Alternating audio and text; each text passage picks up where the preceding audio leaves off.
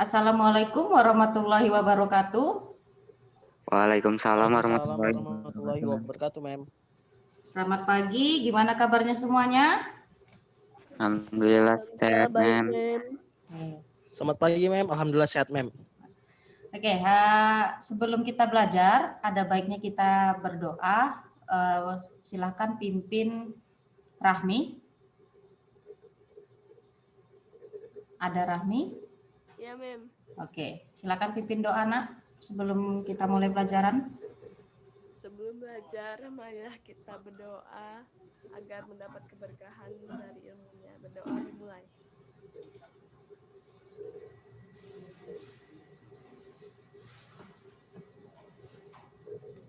Berdoa boleh selesai. Sudah? Oke, Udah, kita Mem. mulai ya. Oke,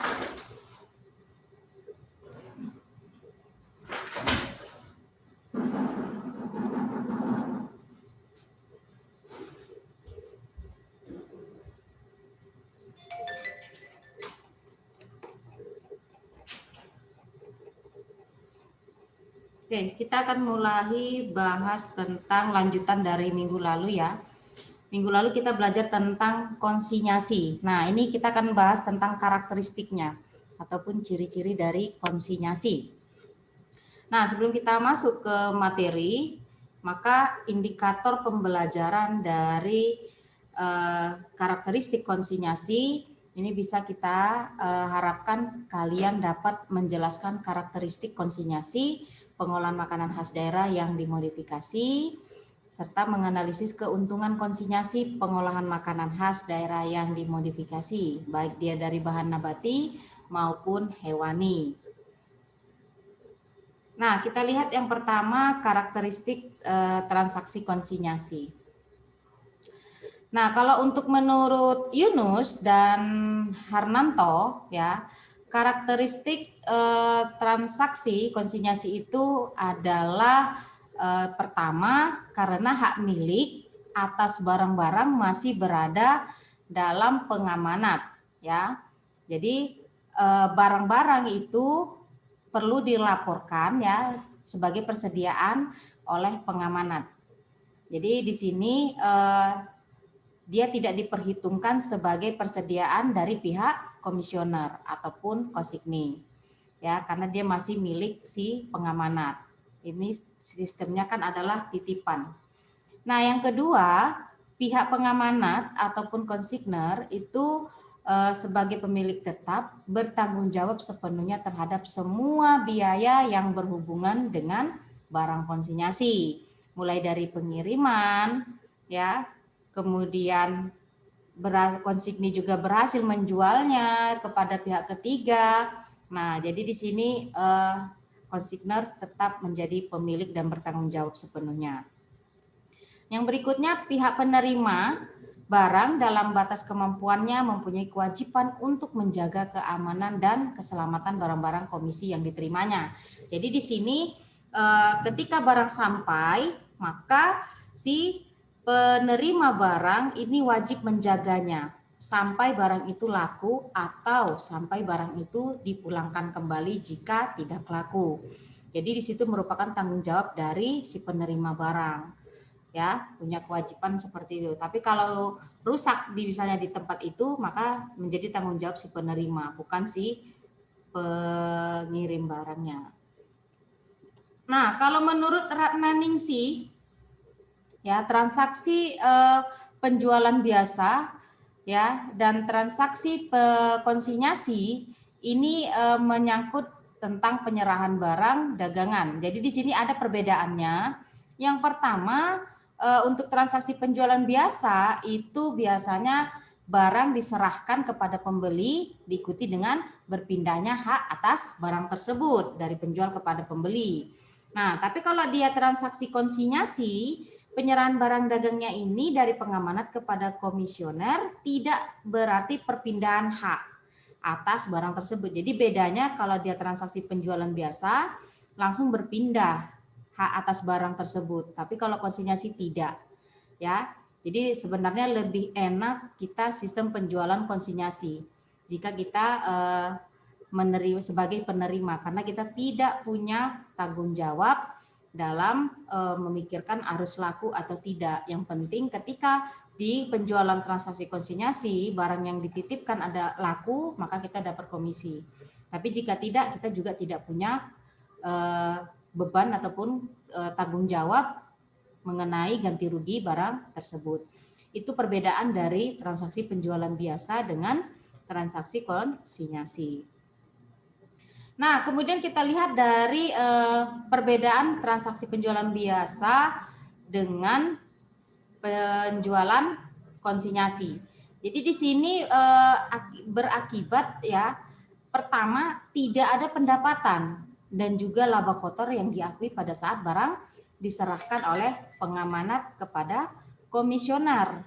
Jadi di sini ketika laku ya baru ada pengakuan pendapatan ya. Jadi di sini kita tidak, kalau kita yang menjual ya si penerima jualan tadi, maka kita tidak punya beban ya. Dan kita bisa ada pendapatan apabila barang itu laku. Nah, yang berikutnya, barang dagangan yang diserahkan kepada komisioner itu harus tetap dilaporkan sebagai bagian dari persediaan barang dagangan pengamanat sampai barang dijual oleh komisioner pada pihak ketiga. Nah, kalau menurut Shimomura ya, Maria Shimomura itu ya. Nah, ada beberapa faktor yang membedakan pencatatan penjualan biasa dan penjualan konsinyasi. Nah, yang pertama, barang konsinyasi yang ada pada konsinyi tidak boleh dicatat dalam persediaannya. Jadi ini merupakan persediaan orang lain. Jadi kita tidak perlu mencatat ke persediaan barang dagangan kita. Ya. Ada buku tersendiri yang bisa kita buat untuk sebagai panduan berapa barang yang dititipkan, berapa barang yang laku, dan berapa kita dapat komisinya. Kemudian penghasilan atau pendapatan itu diakui setelah barang terjual. Ya. Jadi kalau dia tidak terjual ya kita nggak ada pendapatan gitu. Tapi kita bisa memulangkan jika barang itu juga sudah tidak layak untuk dijual. Jadi kita di sini sebenarnya kalau kita sebagai penerima ini paling enak. Laku kita dapat komisi, nggak laku kita juga nggak rugi gitu. Itu sistem konsinyasi. Nah, kalau menurut Waluyo, perlakuan yang membedakan penjualan konsinyasi dengan penjualan lainnya itu dari yang pertama hak kepemilikan terhadap barang-barang tersebut. Ya, hak pemilik itu harus masih berada di tangan konsinyor. Ya, barang ini biasanya dilaporkan sebagai persediaan dalam laporan konsinyor. Kemudian selama barang itu belum dapat terjual baik dari pihak konsinyor maupun konsinyi, itu belum dapat diakui adanya pendapatan. Jadi selama barang itu nggak laku ya udah, itu nggak ada pendapatan gitu. Tapi kalau kita memang benar-benar ingin punya komisi dan pendapatan, maka kita akan juga berusaha untuk menjualnya. Nah, kemudian pihak konsinyor itu harus tetap bertanggung jawab sepenuhnya terhadap semua barang ya yang berhubungan dengan barang-barang konsinyasi sejak pengiriman sampai dengan barang terjual. Jadi di sini wajib dilakukan, tanggung jawabnya harus ada seperti ini. Tetapi kalau dia di dalam perjanjian ada ketentuan lain, ini juga berlaku. Jadi tergantung dari isi perjanjian yang dibuat antara konsinyor dan konsinyii. Nah, kemudian komisioner itu bertanggung jawab untuk menjaga keamanan dan keselamatan barang-barang yang ditetapkan, ya. Nah, kemudian harga jual ke konsumen juga tetap terkontrol, ya. Jadi tetap bisa terjangkau karena memang harga itu ditentukan oleh si komisionernya. Nah, kemudian menurut Halim ada beberapa hal yang perlu diperhatikan dari penjualan konsinyasi tadi. Nah, yang pertama itu ketika pada saat penyusunan laporan keuangan, barang-barang komisi yang ada di konsigni itu tidak boleh diperhitungkan atau diakui sebagai persediaan. Karena ini akan diakui hanya sebagai pendapatan lainnya. Dia di luar dari persediaan barang dagang kita.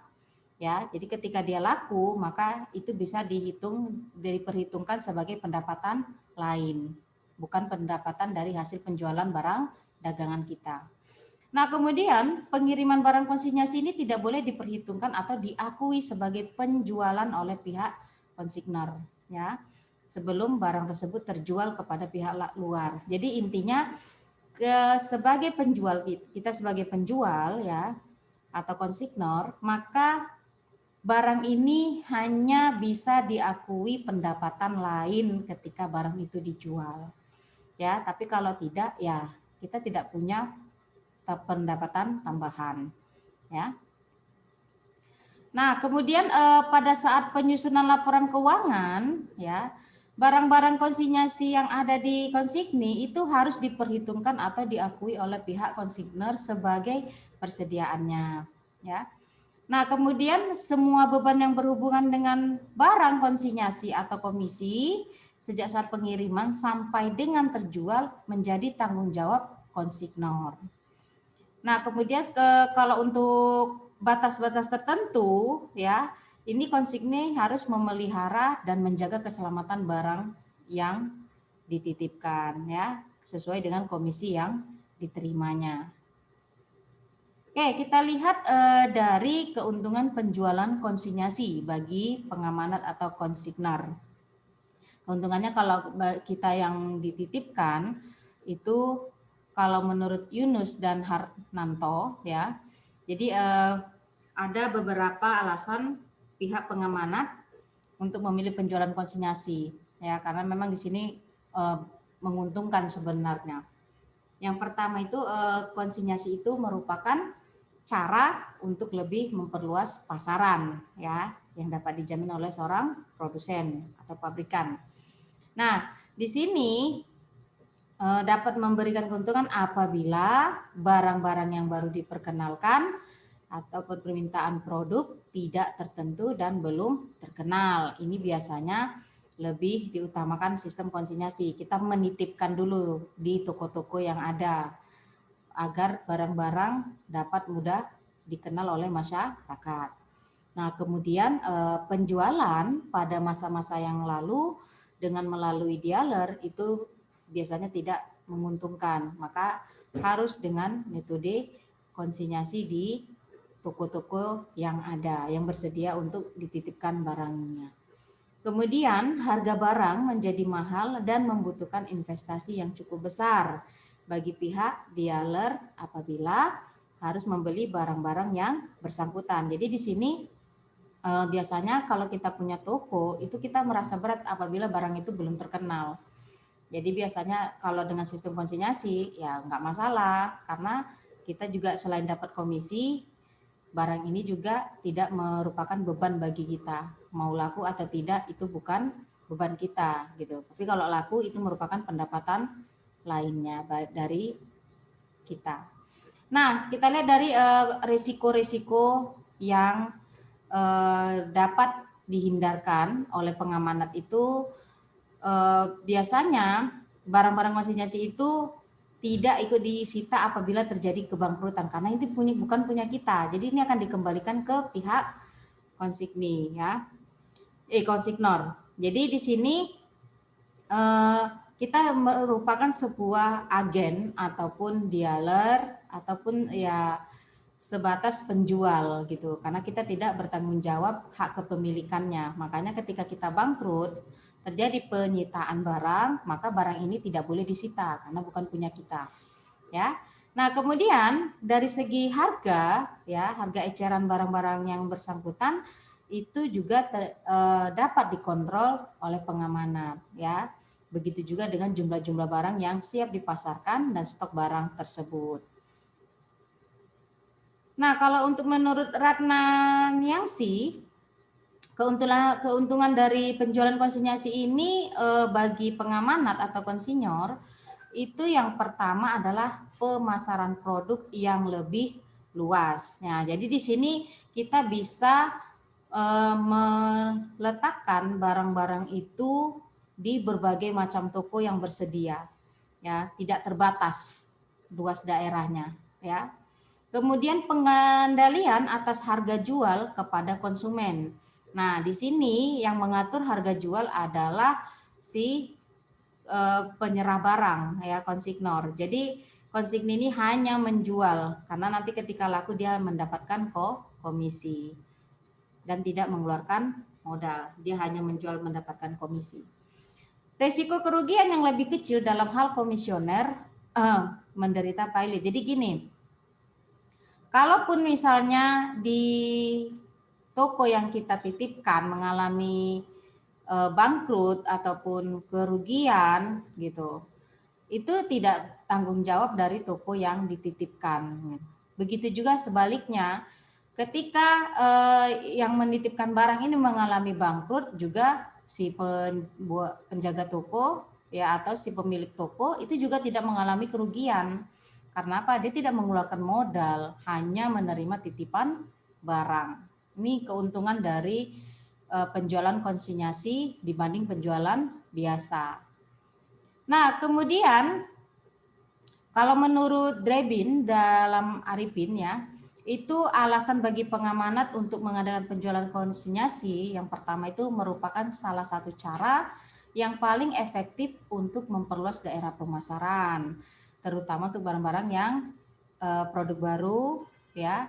Kemudian melalui dealer, kemudian barang yang dijual juga mungkin mahal harganya.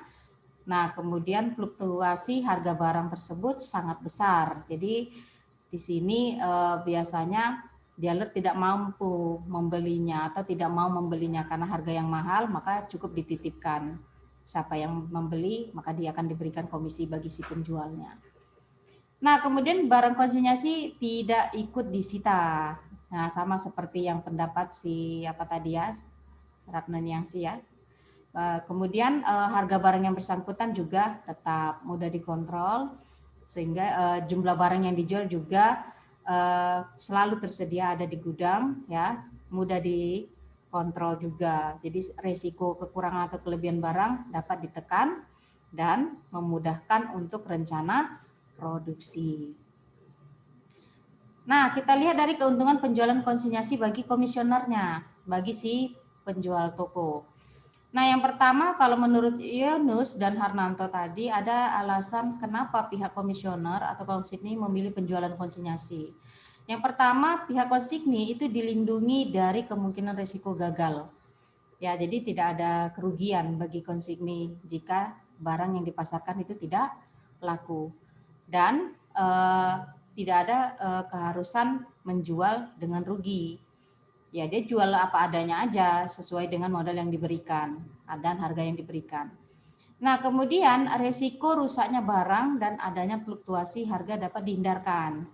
Jadi di sini intinya kalau konsigni atau komisioner dia tidak perlu memikirkan kalaupun barang rusak dia tidak perlu mengganti gitu. Apabila kerusakannya itu diakibatkan mungkin lamanya di tempat dia titipkan atau mungkin banyaknya pengaruh dari konsumen yang memegang barang tersebut. Jadi itu bukan tanggung jawab dari si komisioner. Kemudian kebutuhan akan modal kerja dapat dikurangi. Nah, ya kita tidak perlu modal di sini. Kita cuma perlu memberikan tempat untuk penjualan tadi. Ya, agar barang tersebut bisa laku dan kita mendapatkan komisi berupakan pendapatan lainnya. Ya. Nah, kemudian kalau menurut Ratna Niyangsi, kalau keuntungan penjualan konsinyasi bagi komisioner itu menghindari risiko kerugian atas kepemilikan barang. Jelas, karena kita tidak mengeluarkan modal. Kita hanya menerima titipan barang. Jadi kita nggak akan rugi. Apapun yang terjadi kita nggak akan rugi. Tapi kalau laku kita akan untung. Itu menangnya kalau dari sistem konsinyasi. Kemudian untuk kebutuhan modal kerja yang lebih kecil. Ya jelas, karena kita tidak perlu mengeluarkan modal. Sehingga kita bisa mendapatkan pendapatan tanpa harus mengeluarkan modal, cukup menyediakan tempat penjualan. Nah, kalau menurut Arifin, ya, komisioner tidak dibebani risiko menanggung rugi bila gagal dalam penjualan barang-barang konsinyasi. Ya, karena kalau masalah rugi untung itu kan si pemilik. Kalau kita hanya menjualkan, mengharapkan komisi yang diberikan. Kemudian komisioner tidak mengeluarkan biaya operasi penjualan karena semua itu ditanggung oleh si pengamanan.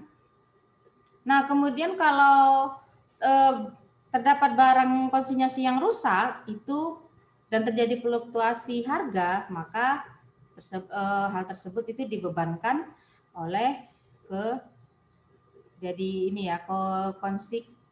konsignor ya. Jadi bukan tanggungan dari konsigni atau komisioner. Kemudian kalau kebutuhan modal kerja itu dapat dikurangi sebab komisioner hanya berfungsi sebagai penerima dan penjual barang konsinyasi untuk pengamanan. Nah, dan kemudian yang terakhir komisioner berhak mendapatkan komisi dari hasil penjualan barang konsinyasi. Inilah enaknya kalau kita menerima penjualan konsinyasi. Tidak ada beban, yang ada untung jika laku. Oke, itu saja untuk hari ini di karakteristik konsinyasi. Ada yang ingin ditanyakan sebelum saya tutup? Mem, saya mau nanya, Mem. Hmm. Itu kan tadi Mem bilang ada kata dealer gitu kan, Mem. Berarti kok contohnya kayak dealer-dealer Honda, Yamaha yang ada di Binjai gitu, itu termasuk konsinyasi lah gitu, Mem. Iya, bisa. Kalau misalnya barang yang misalnya gini, produk baru mengenai spare part kan bisa kan? Nah, iya, Mem. Nah itu jadi dealer itu juga bisa menjual secara konsinyasi, gitu. Biasanya produk-produk baru yang akan dijual di sistem konsinyasi. Karena apa? Biar dikenal dulu oleh masyarakat, gitu. Jadi tetap ada walaupun meskipun dia dealer gitu. Biasanya itu mempromosikan spare part baru ataupun barang-barang lainnya gitu. Intinya ya dia yang bersifat baru lebih seringnya gitu. Kalau untuk ke toko-toko itu biasanya sih produk-produk makanan ya, kadang makanan gitu yang dititipkan, kalau tidak laku dibawa pulang lagi gitu. Tapi intinya si penjual tidak mengalami kerugian, yang dititipkan barang itu tidak mengalami kerugian. Mau laku atau tidak, dia tidak untung, tidak rugi. Hanya aja nanti akan mendapatkan komisi gitu. Bisa dipahami Teguh? Bisa, Mem. Makasih, Mem. Oke. Ada lagi yang mau ditanyakan?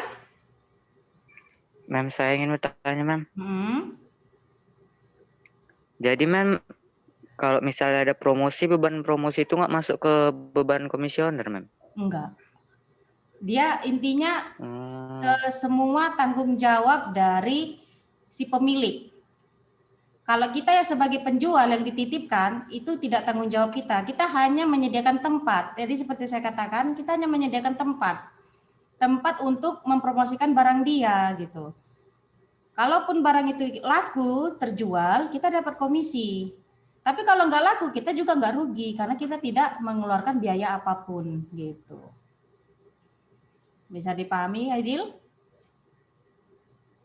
Bisa, Mem. Terima kasih, Mem. Oke. Ada lagi? Jadi Sepertinya tidak, Mem.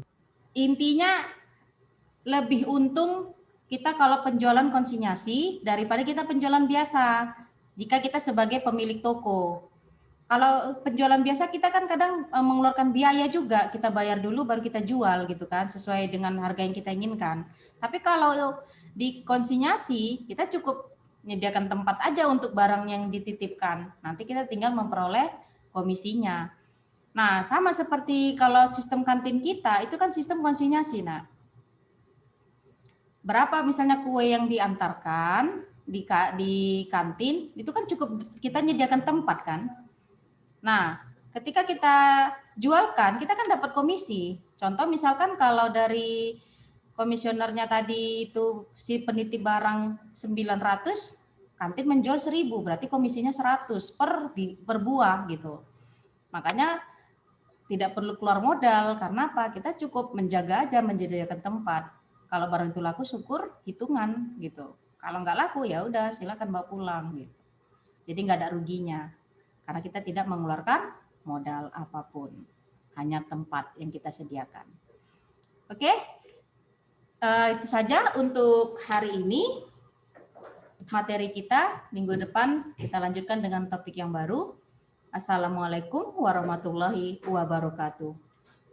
Waalaikumsalam warahmatullahi wabarakatuh. Makasih, Mem. Sama-sama.